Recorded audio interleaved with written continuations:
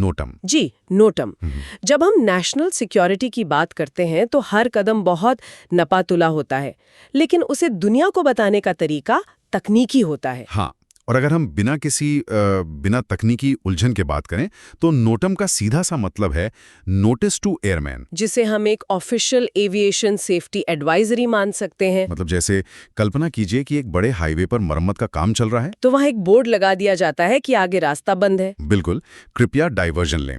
आसमान में भी बिल्कुल ऐसा ही होता है, क्योंकि आसमान कोई खाली जगह नहीं है। वहां भी अदृश्य हाईवे बने हुए हैं जिन पर रोज हजारों कमर्शियल फ्लाइट्स उड़ती हैं। तो नोटम एक ऐसा संदेश है जो पायलटों और एयरलाइंस को पहले ही बता देता है, किसी टेम्पररी एयर स्पेस रिस्ट्रिक्शन या वहां मौजूद खतरों के बारे में, जैसे कि कोई मिलिट्री ड्रिल हो या मिसाइल टेस्ट हो रहा हो। या कोई इमरजेंसी हो। बिल्कुल, जब कोई पायलट कॉकपिट में बैठता है ना, तो उड़ान से पहले उसे वो पूरा नोटम बुलेटिन पढ़ना ही होता है, ताकि कोई कमर्शियल फ्लाइट गलती से उस इलाके में ना आ जाए जहां फाइटर जेट्स उड़ रहे हों। सही कहा। और इसी को लेकर जो ताज़ा घटनाक्रम हुआ है वो ये है कि इंडियन एयरफोर्स ने एक नोटम जारी किया है। हाँ, राजस्थान के बीकानेर और जोधपुर रीजन में, एक बहुत बड़े पैमाने पर एयर एक्सरसाइज के लिए। और इसकी तारीख 5 मार्च से 12 मार्च तक तय की गई है। अब बीकानेर और जोधपुर का भूगोल तो स्पष्ट है, ये सीधे पाकिस्तान के बॉर्डर से सटा हुआ इलाका है, और रेगिस्तानी होने की वजह से ऐसे खुले इलाके एयरफोर्स के बड़े ऑपरेशंस के लिए बहुत मुफीद होते हैं। लेकिन इस एक्सरसाइज में असल में क्या-क्या शामिल होने वाला है? रिपोर्ट्स बताती हैं कि इसमें फाइटर एयरक्राफ्ट्स द्वारा मल्टीपल सॉर्टीज होंगी। सॉर्टीज यानी उड़ानें। हाँ, इसके अलावा सिमुलेटेड कॉम्बैट मिशंस होंगे, जिसमें असली जंग जैसे हालात बनाए जाते हैं। बिल्कुल। साथ ही इसमें एयर डिफेंस ड्रिल्स भी शामिल हैं। और हाई स्पीड मैनूवर्स भी। जी, हाई स्पीड मैनूवर्स भी इसका अहम हिस्सा है। तो इतनी बड़ी तैयारियों का मुख्य उद्देश्य क्या होता है? ऐसे वोलेटाइल स्ट्रेटेजिक माहौल में अपनी ऑपरेशनल रेडीनेस को मजबूत करना, यानी संचालन की तैयारी को परखना।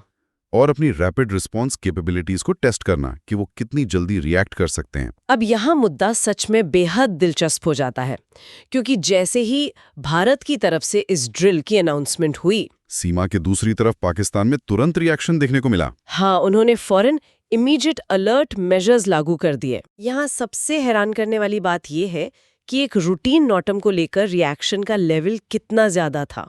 रिपोर्ट्स के मुताबिक उन्होंने अपनी एयर डिफेंस यूनिट्स को एक्टिवेट कर दिया, मतलब उनके रडार ऑपरेशंस हाई अलर्ट पर चले गए, और सीमा पर एरियल सर्विलेंस यानी हवाई निगरानी बहुत बढ़ा दी गई। यहाँ तक कि मामला सिर्फ सैन्य तैयारियों तक नहीं रुका, वो सीधे टॉप लेवल के राजनीतिक बयानों तक पहुंच गया। और पाकिस्तान के डिफेंस मिनिस्टर ख्वाजा आसिफ ने एक बहुत ही गंभीर आरोप लगाया। हाँ, उन्होंने कहा कि भारत और इजराइल स्ट्रेटेजिक रूप से पाकिस्तान को एनसर्कल करने की कोशिश कर रहे हैं, यानी घेराबंदी करने की कोशिश। अब यहाँ हम स्पष्ट कर दें कि हम बस इस बयान का विश्लेषण कर रहे हैं, किसी का पक्ष नहीं ले रहे हैं। बिल्कुल, लेकिन जब ख्वाजा आसिफ इजराइल का नाम लेते हैं तो वो एक डर जाहिर कर रहे हैं, क्योंकि भारत और इजराइल के बीच डिफेंस पार्टनरशिप काफी गहरी है। इस्लामाबाद के अधिकारियों की चिंता इसी बात को लेकर है। तुम्हें लगता है कि रीजनल इंस्टेबिलिटी और भारत के अन्य देशों के साथ संबंध, ये सब मिलकर पाकिस्तान के खिलाफ एक हॉस्टाइल स्ट्रेटेजिक एनवायरनमेंट बना रहे हैं। तो ये सिर्फ एक नोटम का डर नहीं है? नहीं, अगर हम इस पूरी कड़ी को एक बड़े नजरिए से जोड़कर देखें तो समझ आएगा कि और भी बहुत कुछ चल रहा है। आप वेस्ट एशिया और अफगानिस्तान के प्रभाव की बात कर रही हैं? बिल्कुल, इसे रिपोर्ट्स में एडिशनल रीजनल प्रेशर्स कहा गया है। यानी पाकिस्तान पर दूसरी तरफ से भी दबाव है? हाँ, हाल ही में पाकिस्तान और अफगानिस्तान के बीच क्रॉस बॉर्डर एक्सचेंज हुए हैं। तालिबान एडमिनिस्ट्रेशन ने तो ये दावा भी किया कि उन्होंने पाकिस्तान के नूर खान एयरबेस को टारगेट किया। और नूर खान एयरबेस कोई छोटी जगह नहीं है, वो मिलिट्री हेडक्वार्टर्स के पास है। और जवाब में पाकिस्तान ने भी तो अफगानिस्तान में स्ट्राइक्स की। जी हाँ, बगराम एयरबेस के पास। तो मतलब उनकी पश्चिमी सीमा पर पहले से ही इतनी उथल-पुथल मची है। एकदम से, और इसी ने पूरे रीजन में सिक्योरिटी एंजाइटी को बहुत ज्यादा बढ़ा दिया है। और उसी वक्त भारत की तरफ से एक रूटीन ड्रिल का नोटम आ जाता है, तो पाकिस्तान की घबराहट का बढ़ना स्वाभाविक है।